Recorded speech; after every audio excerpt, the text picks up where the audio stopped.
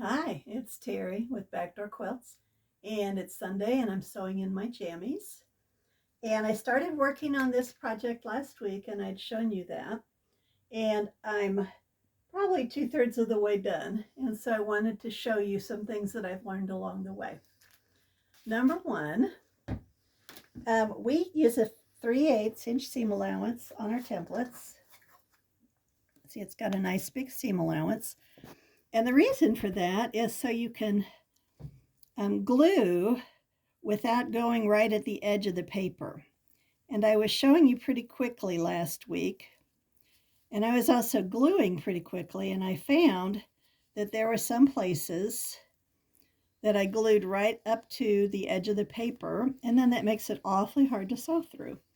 So when you do the gluing, you want to glue down. And you have enough fabric to cover, so it's fine. But just make sure that you don't glue right at the edge of the paper. That's going to make your life a lot easier. When I was stitching, I was using my Lori Holt needles, and I was using the applique needles.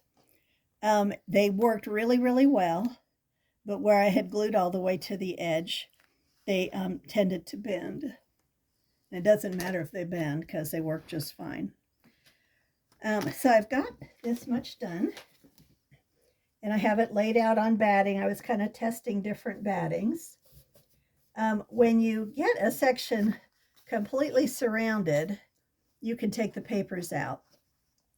And if you've glued it too hard and it's hard to take the papers out, this is a little tip for you. Use the soft end of a seam ripper and just run it underneath, and it makes it really easy to take the papers out if you do that. I need these still in, so I'm going to leave them there. So I have the hexagons all sewn together, but wait, I have one more step to do. I have to cut off half of this hexagon and move it up here, and this one up here, and this one up here, and then this one too. So it's a little bit more of a square shape. And then the pattern includes this pattern. You put this on the fold, so wherever your center is, this would be the fold. And that's why you have to have more pieces up here. But you're going to put this on the fold, turn it around and put it on the fold. You're going to cut this section out, and you're going to mark all the dots. So that'll make it easier for you to match things up.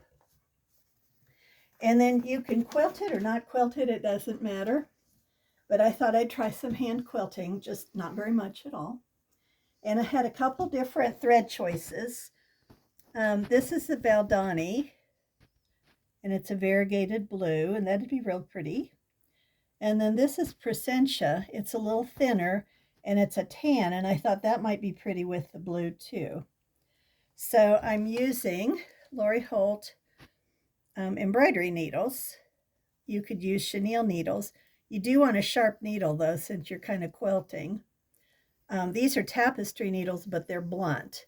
They're more for counted cross stitch and things like that.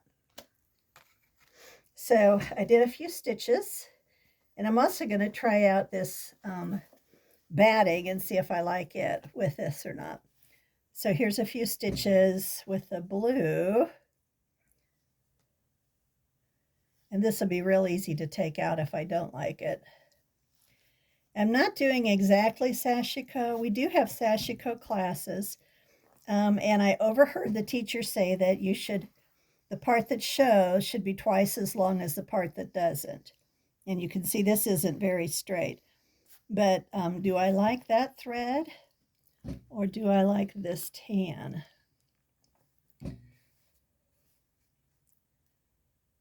I thought the blue might be too bright, but then once it's sewn in, it doesn't look bad.